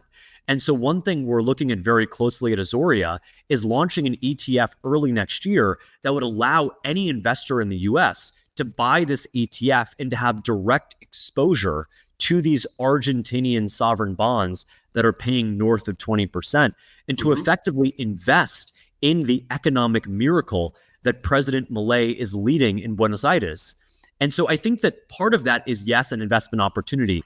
Part of it, too, is a mindset that I hope the next administration, I hope it to be President Trump, but I hope any administration would look at what Javier Milei is doing and saying, we don't need this government agency. We don't need this bureaucracy. We don't need scores and scores of employees chiming in over Zoom, telling private business how to do its job, even though they've never spent a day in the private sector, even though they've never created a single private sector job. That there's a real opportunity to embrace the spirit of Javier Milei and to bring it to the United States. And so I would say anytime we can look at what's working overseas in a country like Argentina, and I got to tell you the truth, for most of our history, we wouldn't look to a country like Argentina to reform our own policies because they've been so broken. But it really is a breath of fresh air what President Milei is doing.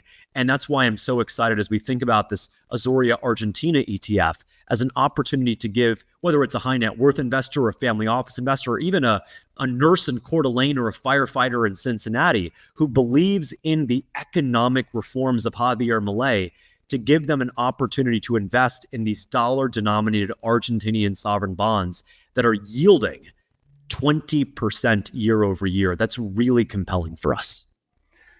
And I'm going to switch back to inflation. It's generally deemed by people that are probably more along our lines of thinking that printing money causes inflation. And I do agree. I can make a strong case for that plays into it, but I think it's more complicated than that. I think it's a combination of energy and oil policy.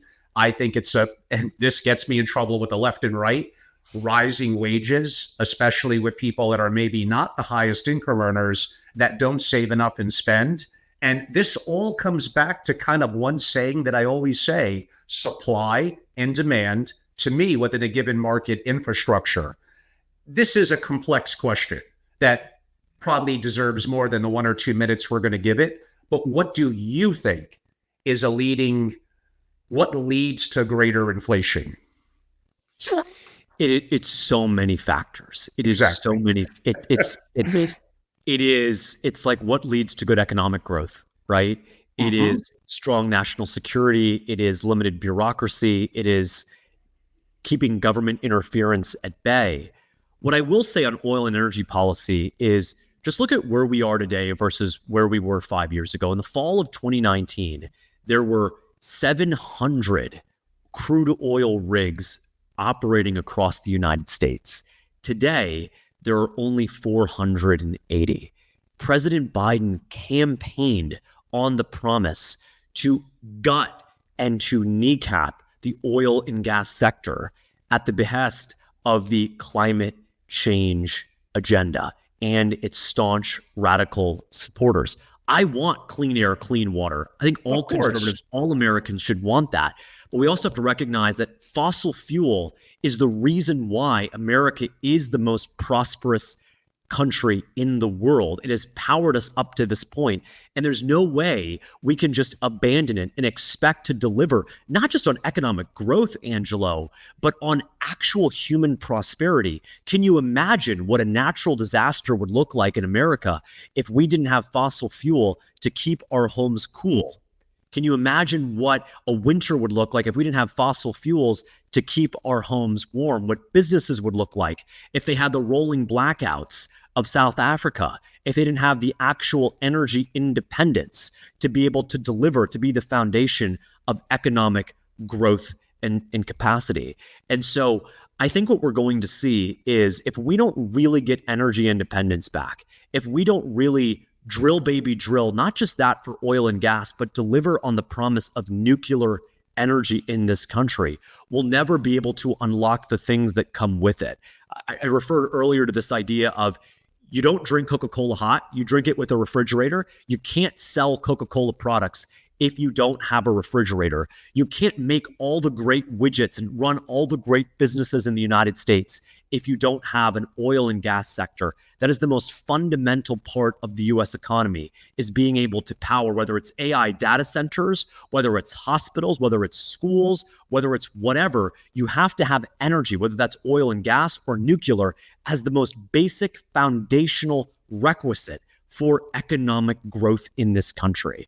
And so when I see Vice President Harris, perhaps soon to be President Harris, hopefully not, campaigning on the idea of banning fracking, of further going from this 700 oil rig count down to 480, potentially taking that to zero as not a bug, but as a feature of what they're trying to accomplish. You've got to recognize that is not just a disaster for oil and gas industry. It is a disaster for every industry. If you told American businesses, whether it's a law firm, whether it's a factory, whether it is an AI startup, that they will not have a dependable source of energy supply, they would be fearful beyond imagination. And that is why we need to have energy independence, and we need to not apologize for it. 100%. It's safe to say, as a person who wears cowboy hats and spends a little bit of time in Texas and Wyoming, knowing some significant oil families, they'll tell you exactly what you just said, that the policy post-Trump has been very curtailing to them.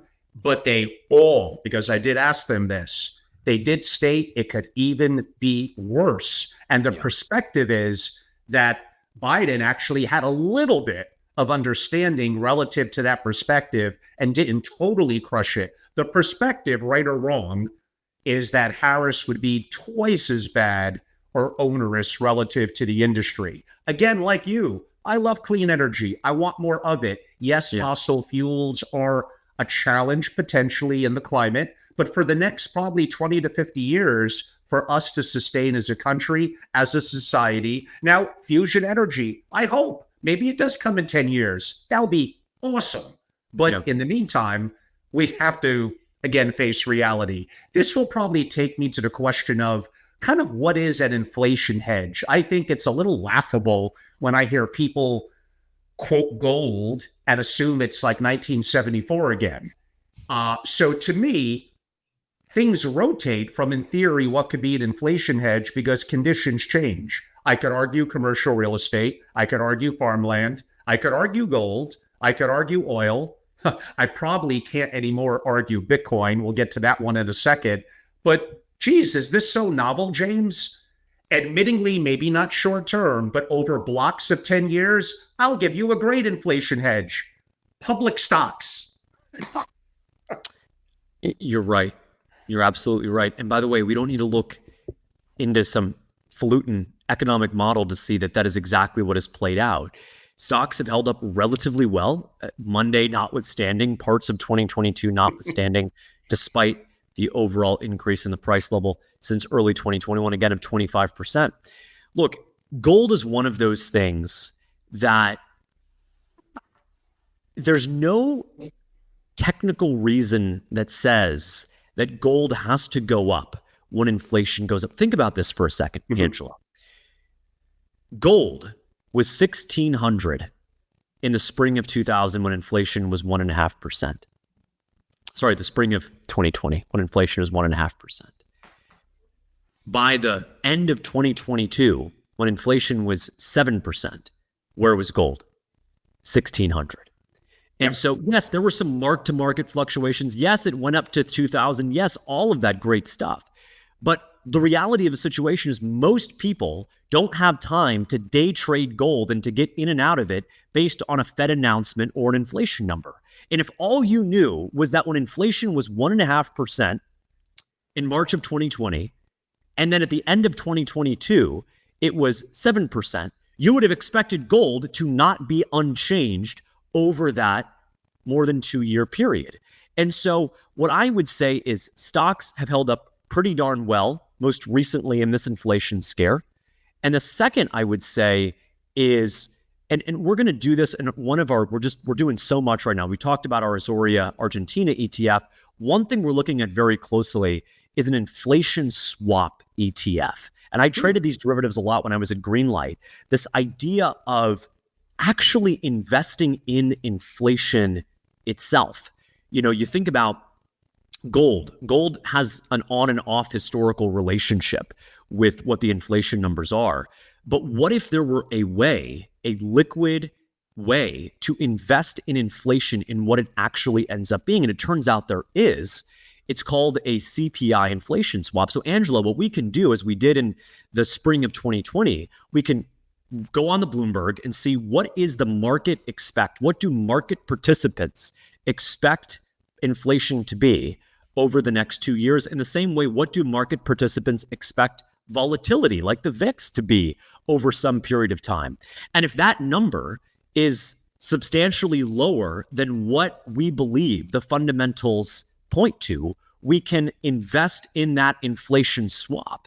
And so over the course of those 2 years, if inflation turns out to be higher than we had, or the market rather, had anticipated, had projected, then we make money. And so it's a clear-cut relationship. You don't need gold to be this wishy-washy on and off hedge that may or may not work. Why not invest in inflation as it exists, as it currently moves about, and not take what we call in macro the correlation risk? When you're buying gold to express an inflation view, you're not just taking an inflation view, you're taking, most importantly, a correlation view. You aren't just betting on inflation, as some might think. You're betting on gold being highly correlated with inflation in the economy. Why not, if you think that inflation's headed higher, I think there's a good reason to think that we're actually in for a higher for longer environment for inflation. Why not invest directly in interest rate derivatives that pay out 1-for-1 with what the inflation rate is going to be? And that's what we're very closely looking at doing in 2025. How is that different than an ETF that gives investors direct exposure, Angelo, direct exposure to inflation derivatives as a hedge. And how is that different than a tip? It's different. That's a really great question. That's different than a tip because a tip has interest rate risk. A tip is both an inflation hedge, but it's also a treasury security. Mm-hmm. And so with a tip, you have exposure to what's called the real interest rate, which is the nominal interest rate adjusted for inflation. With an inflation swap, you only have exposure to the expected inflation rate. And so it is even more of a pure play on a tip, which is, admittedly, a tip is a much better bet than a normal treasury bond. But this takes tips to the next level because what you effectively do is you bet on where inflation's going to be, no questions asked. If inflation today is expected to be 1.5% over the next 5 years, Angelo, and it ends up being 4.5%, you will make money, no ifs, ands, or buts, irrespective of what the tips have done or the real rates or what gold has done. I like it. And James, I do want to be respectful. I'm not going to have a chance to ask 20 more questions, but are you good with 15 more minutes? Yeah, absolutely. Go ahead. Okay. We will try to buzz right through them. And we'll definitely give you a chance to have an opportunity to talk more about what you're doing now and how investors and family offices could learn more. And so far, it's been very exciting. We covered a little bit of gold. We could have dived deeper, but again, I got so much to cover. Oil, we did enough on. I did promise I would come back to Bitcoin now that there's spot ETFs, so a lot has changed this year. What is your perspective as a macro thinker and an investor on Bitcoin as part of a portfolio, a hedge, a safety net, if you want to call it that, for families of wealth? I think that we're done having the debate, although I always welcome a debate. I'm a debater. I'm a big advocate of open debate. I think that the question has become less about whether Bitcoin is going to have a role in our financial system and whether to what extent, and it's moved to what extent it'll have a role in the financial system. I mean, I think the questions about Bitcoin's feasibility and viability, those were questions to be had perhaps 5-6 years ago. It certainly is a very volatile asset. But here's the way I'm thinking about digital assets and Bitcoin specifically is think about this for a moment. The reason why the dollar is the global reserve currency is because it exhibits a low volatility profile. The reason why the Brazilian real, the Colombian peso, the South African rand is not, I mean, among other reasons, right? But a disqualifying reason why the Brazilian real is not a global reserve currency is because of its high volatility status. It just moves way too much to be that store of value that the dollar is. Sure, the dollar moves, but nowhere near some of these emerging market currencies. And so the bigger question is, if Bitcoin is successful at being this global currency alternative, and I have no reason to doubt that it can be, and in many ways it is already being one in a non-trivial way, then why would Bitcoin's price continue to go up? Why instead wouldn't you just see a lower volatility profile around Bitcoin, much like the dollar as it's become a more successful global currency? Is less volatile today than it was 40 or 50 years ago. And so I'm not convinced that the Bitcoin trade, while I'm convinced that Bitcoin will continue to find success and adoption, that the obvious Bitcoin trade is for the Bitcoin price to go higher so much as it is for the volatility profile of Bitcoin to go lower. And as an options guy, specifically in the currency markets, there's a lot of interesting things to do there. If you believe that Bitcoin will go higher, again, the obvious conclusion isn't Bitcoin price higher, it is Bitcoin volatility lower. And changing directions, throwing you a curveball. As a family office, I've always spoken about concerns that I have and that I know others have as I travel the world, and I still talk about it relative to counterparty risk and leverage. Now, it's possible we all need some level, to a degree, of counterparty risk, diversity away from various banks, institutions, and other quote-unquote counterparties could help, although you could argue they may be correlated at times where to get really bad. And leverage, there are some people that could use that brilliantly and to their advantage. I did say some people. In time, it almost comes back to bite all of them in the ass if they stay in it long enough. How would you advise, and I know it's a little different than purely your macro perspective, on those two risks that I note to families? Yes. So leverage is great in good times and it is existential in bad times. And so what I typically advocate for is this idea of incessant negative thinking, not focusing on all the things that could go right with leverage, but all the things that could go wrong. Let's look at Monday, for example. There's no question that the market volatility, panic, fear that we saw on Monday was the result of very large hedge funds deploying too much leverage, be it in stock futures, the yen, or volatility in VIX. And so those people, by the way, ended up being right. I mean, if you sold the VIX at 40, you ended up being right today, but you may have gotten forced out of your position because of too much leverage, because before the VIX went from 40 down to 20, it went to 60 first. And your leverage may have forced you out of that because of margin requirements, financial capacity, and so on.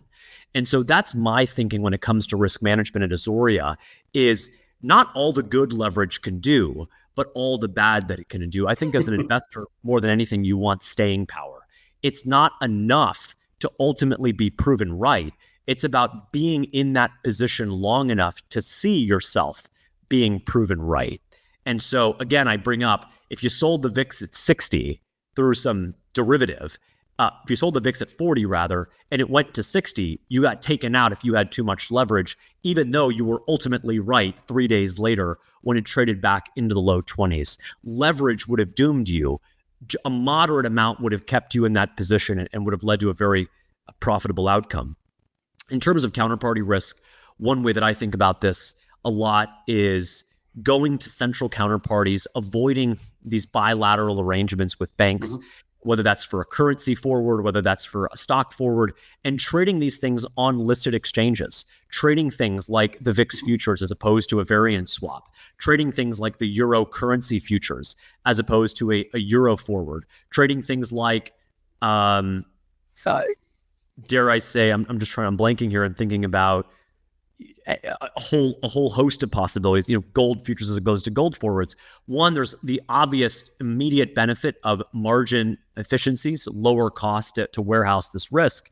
But also there's this idea, Angelo, of that non-trivial low single-digit chance that things get ugly and that your counterparty risk becomes an existential risk for you as an investor. If you have a central clearing house which is responsible for clearing this risk, like the Chicago Mercantile Exchange, like the Chicago Board Options Exchange, you just don't have that risk. And so I would be mindful of that in ensuring that positions you don't necessarily have to have on with the bank, you could have on instead with the central exchange and be listed products. Oh, what I was going to say also was listed interest rate derivatives like SOFR futures as opposed to an interest rate swap. Again, the near-term immediate benefits are margin efficiency, and you also clip the tail risk. You eliminate the tail risk of some sort of counterparty risk. That's not top of mind, but certainly could be an issue.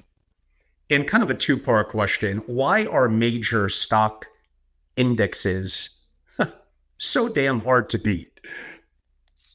Yeah. So Lord, we could go on for another hour on that.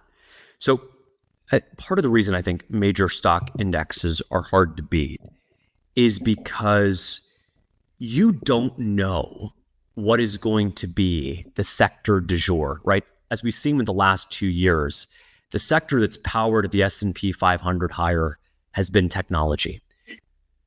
You wouldn't have known that, and you might not have positioned in that had you not invested in the S&P overall. So if, in effect, oil and gas had its moment where it was driving the stock market higher. Energy had its moment when it was driving the stock market higher. Tech has had and is now having yet again a moment where it's driving the stock indexes higher. So if you invest in the index overall, you're always going to benefit in that overall lifting of not necessarily all the boats, because we know what the average S&P stock is doing versus the Magnificent Seven. But by merely being in the S&P 500, you benefit from the sector of the day. Whatever sector or industry is powering the market higher, you benefit from that, even though you may have not intentionally invested in it. If you're out there investing in things on their own, you have the potential of missing. If you were just an oil and gas investor, yeah, you've had a couple good months, but you haven't necessarily benefited from the huge rally in technology and AI stocks. Now, I'm not saying that you would have done a heck of a lot better investing in that sector on its own, but simply being in the S&P 500 was more than enough to benefit from that sector dragging the entire market higher. And so I guess to shorten the answer, the sector that is going to power the market higher is always going to power the overall index higher. And by investing in the index, you'll benefit from whatever the sector of the year or the decade ends up being without necessarily having intentionally wanted to do that. And then when you speak about the stock indexes and relatively very cost-effective, liquid, transparent, and I compare it with, and again, I'm partially based in Greenwich. I've interviewed in person or at events, which is in person, so many different hedge fund managers, Ray Dalio, Steve Cohen, David Einhorn back at his New York offices, 2011, and so many others. But I know the markets were a little rigged against them with controlling interest rates. I understand that. They're wickedly intellectual. I enjoy their company so much. But if you just look at the math, if they're charging 2 and 20 and they're cherry picking the index they're comparing to, wink, wink, yeah, they do that. It just doesn't look good for a lot of them. Now, I know I'm going more long only and long short. There could be private credit and other markets where there's more dynamic opportunities, but it's not easy. Back when I got into finance 30 years ago, you had the monster managers that would become monsters. They weren't monsters yet.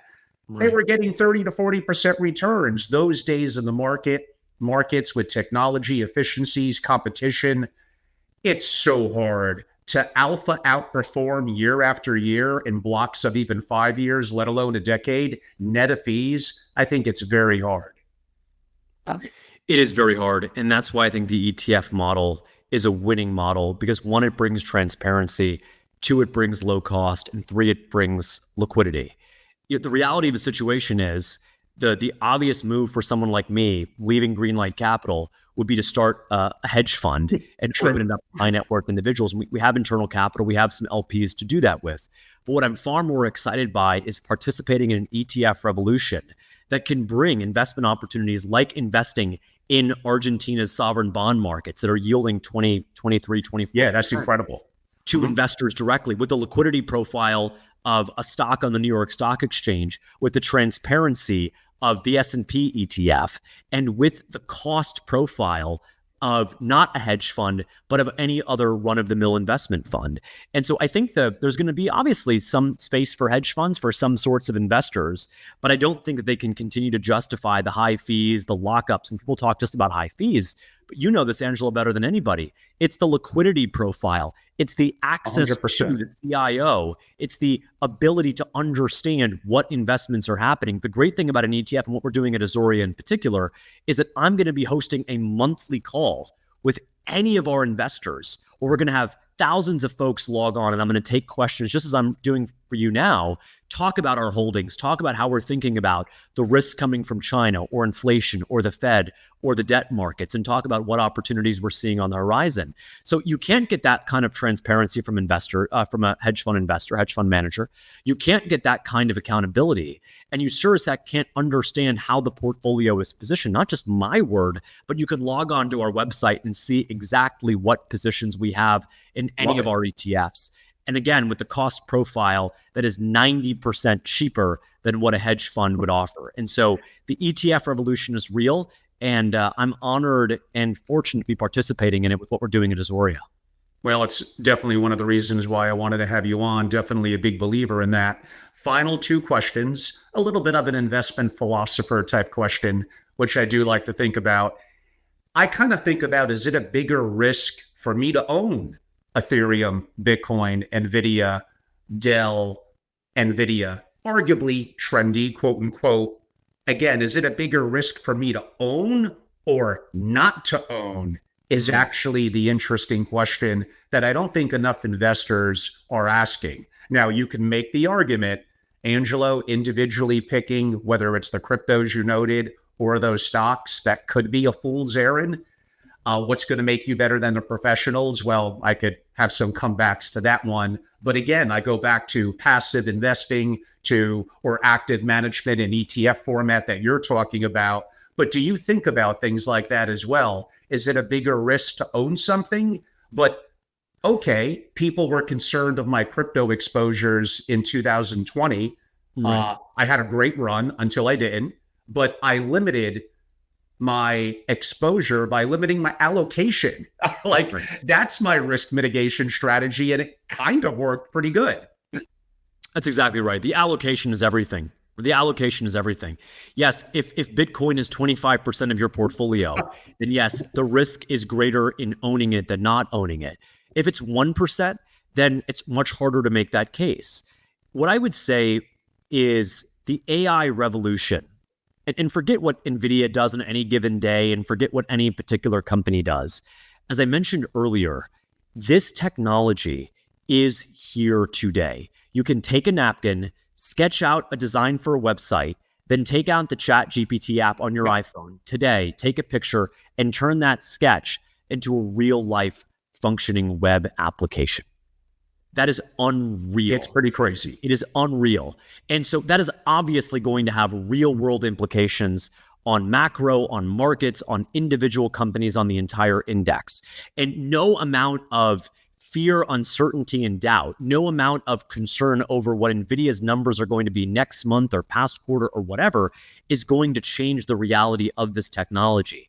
It's out of the box and it's only going to get stronger from here. What I would say, though, is that there's a way to invest in artificial intelligence that doesn't make your bet entirely contingent on AI itself. And what do I mean by that? I go back to my philosophy of the power of negative thinking, not mine itself, but one that I've certainly subscribed to, which is to say, let's just be devil's advocate. Let's just imagine, Angelo, that for whatever reason, either AI is a fad or there's some severe chip shortage in 2 years' time. What does NVIDIA's stock do in that environment? Probably down 50 or 60%. Mm-hmm. But what if I told you that Microsoft, whether it's through Azure, their web services cloud computing business, gives you exposure to AI, whether it's through their enterprise software and Microsoft Copilot, which gives businesses exposure to AI, whether it's through their consumer tech business, which is now selling AI-powered Surface laptops and tablets. What if I told you that that company, which has done extraordinarily well, 30% over the past year, would that company be down 50% if there was an AI bust?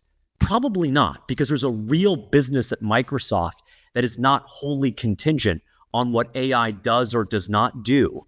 I'm reminded of this great quote by Bill Ackman from several years ago when he was talking about buying a hedge for his hedge fund. He was saying, we like hedges that even if there weren't a hedging benefit, would still be good standalone benefits on their own. I love that one. I'm going to steal Isn't it great? Right? Great. It's like saying, well, look, we might buy this VIX call, and yes, it's a great hedge for our portfolio if the market were to go down. But on its own, it's a really good investment. The VIX has gone above this level every so often. The call option is this cheap and so on and so forth. We have a really good chance of doing well on it. And obviously, there's a hedging benefit. I think about AI investing in a very similar way, which is to say, I love AI companies that are not strictly AI companies. They're not pure play AI bets. Make no mistake, NVIDIA is a pure play AI bet. It's not a bad thing. It certainly hasn't been a bad thing over the past 2 years as the AI trade has moved into vogue. But at the end of the day, if there really is some concern, even if it's a short-term pullback or something that really forces the folks to question the AI narrative, what does NVIDIA do versus what does Microsoft do? Microsoft is an extraordinary AI business. Think about it. They have 1 billion devices in their ecosystem. They deploy this AI technology with this partnership with OpenAI that's generating revenue today, something Facebook isn't doing, generating revenue today. Oh, by the way, they run the largest cloud computing business in Microsoft Azure in the world. So anytime a new business wants to buy cloud computing capacity to train a model, to use the model, to deploy the model, they are going to have to use Microsoft Azure's capacity. And so there's no question that Microsoft has the ability to capitalize on this AI boom and actually do it in a way that is less risky than owning NVIDIA. Still like owning NVIDIA, but for me, Microsoft is a larger allocation here at Azoria than it is NVIDIA. A great way to end. I'll give a comment that relates indirectly to risk, and I'm going to, again, bring up my cowboy hat in Wyoming, and then we'll get to your close. A lot of people don't know. I'm going to give you a fact. You'll have to trust Uncle Angelo on this one. I don't know how much fact I have behind it, but Cheyenne, Wyoming was the wealthiest town in the world for a brief period in 1882. The cattle boom. So some way say tulips back in the day, Bitcoin a couple of years ago, but cattle was in 1882 with the growth of the American West, and barbed wire, effectively a structure to it, a picks and shovels, if you want to call it. And the price of cattle ranches just went up and up, but a horrifically cold winter. And it is Wyoming. Trust me, they have some really cold winters, but apparently this was one for the ages, and the market simply popped. So there's a variety of factors built around supply and demand and risk that some of us take. I mentioned before leverage and counterparty. There's multiple others, but those are two that pop to mind. Just a weird and different statistic than you probably prepared or were prepared for in today's conversation. James, I really enjoyed it. I'd love to hear a little bit of a recap from your perspective on Azoria Partners and why investors and family offices should have an opportunity to learn more and how they could connect with you and your team. Absolutely. What you described in Cheyenne in the 1800s is no different than what we saw in the 1600s in the Netherlands with the tulip mania. right? There are these short-term ephemeral periods of economic boom that oftentimes are followed by bust, often disastrous bust. And so I think it's no different than the fear and greed that we've seen in markets constantly. The fear that led to the VIX spiking to 65 on Monday morning, and then the greed that brought us back down to 20 very quickly thereafter. Azoria Partners is built on a very simple idea, which is thinking for yourself and investing in the future. And what I've learned over the past 10 years as a macro investor, most recently spending 3 years at Greenlight Capital, working alongside David Einhorn to run the macro investing business there, is that whether you want to admit it or not, macro is everything, has an impact on every position and every portfolio that a family office or a high net worth individual has. And so what we are doing is we're building a suite of products, a suite of ETFs that anyone can buy into, and at a low cost, transparent, and liquid way to have exposure to some of the biggest macro themes today and that are going to continue for the future. We talked about a couple of them.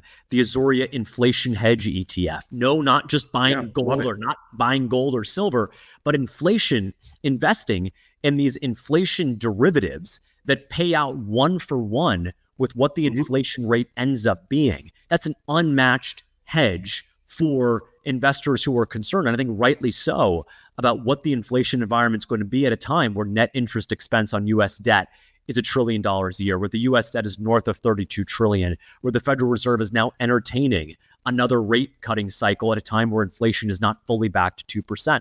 Another investment product we're launching is the Azoria Argentina ETF that gives U.S. investors access to Argentina's sovereign bond market, the only ETF on the market that gives you exclusive access to earn 22, 23% yields annually. And one I'm really excited about is the Azoria Meritocracy ETF, Angelo. And imagine this for a moment. Imagine the ability, we hear a lot about DEI and ESG and all sorts of woke shenanigans, but imagine an investment fund that only invested in companies that were committed to meritocracy, excellence, and capitalism. Where do I find this? Well, 2025, we'll have a lot more to share. AzoriaPartners.com. And I think of it really simply this way, Angelo. If I told you you could invest in 10 companies, would you want those 10 companies to be saying things like, we're only going to hire gay, Black, queer, and Latinx employees. We're going to listen to Davos as opposed to our shareholders. And we're going to implement a woke social agenda as opposed to pursuing and prioritizing profits. Would you want to? No, I want meritocracy with the best people. And if they happen to be gay, woke, whatever color they are, nationality, I'm fine with that. I simply want the best people. That's exactly right. And so that is the choice investors have to make. This is not just about whether you agree with the politics or not. I think you and I and a lot of your listeners are deeply floored by the unethical approach of telling people that because you're white or because you're Jewish, you have no place at our company and you need not apply, even though you have human capital through the roof.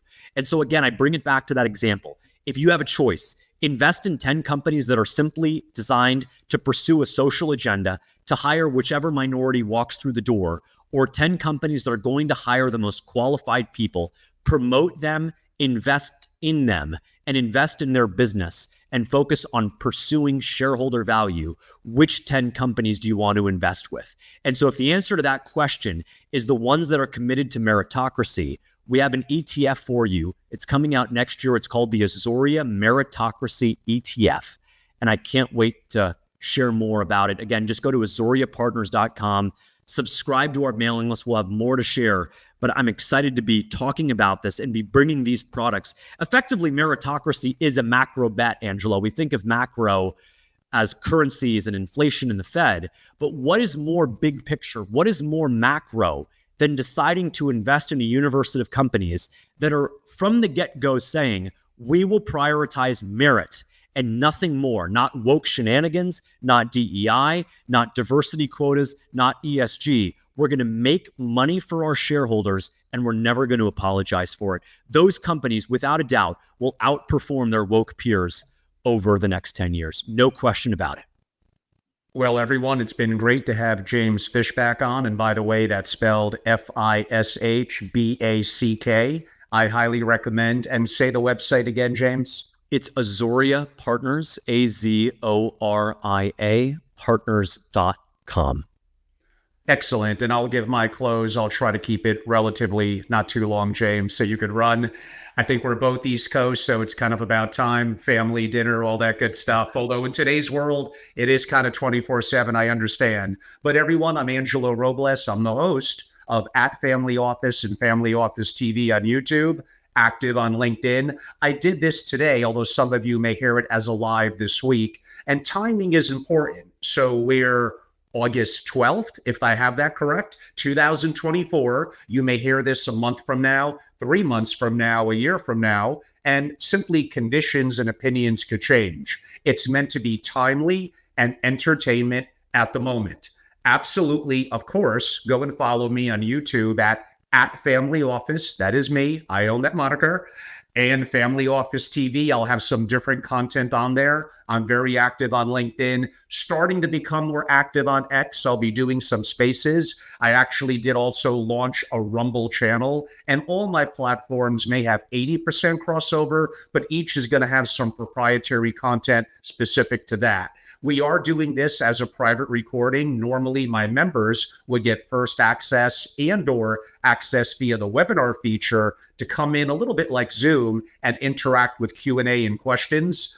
So go to angelorobles.com and you should absolutely be joining if you're a family or a single family office what I'm doing. We have unique proprietary content. I host dozens and dozens and dozens of intimate programs, New York, Palm Beach, Jackson Hole, and LA. These are often very intimate breakfast and lunches, not meant to have sponsors and service providers. We'll occasionally invite a guest, hopefully in Florida, someone like James this October, November, December, and an opportunity to grill him or someone like him, ask great questions, and have an opportunity to interact and learn. That's where the value is. The industry of family offices has gone way off the cliff with very generic events, a lot of sponsors. The quality simply, most of the time, is honestly not that good. If you want to be part of a real intimate group with proprietary intellect and technology, incredible connections, and very private events month after month after month, go to angelorobles.com and join my SFO continuity. On that note, that's enough of me. I hope you're all enjoying a great summer. I wish you and your families the best. James, thank you so much for being a guest, and you were very gracious with your time. I greatly appreciate it. Thank you. My pleasure, Angelo, and I would welcome the opportunity to take a grilling from your members any day of the week. And I'm a big believer that the marketplace of ideas, that the more we can have to defend our ideas, doesn't just make us think about them, but actually may make us change those ideas. And that if you bring a group of investors together in the private, intimate settings as you do, folks may not walk away with a changed mind, but will at the very least, walk away understanding what the other side thinks and what the risks are to any range of investments or theses they have.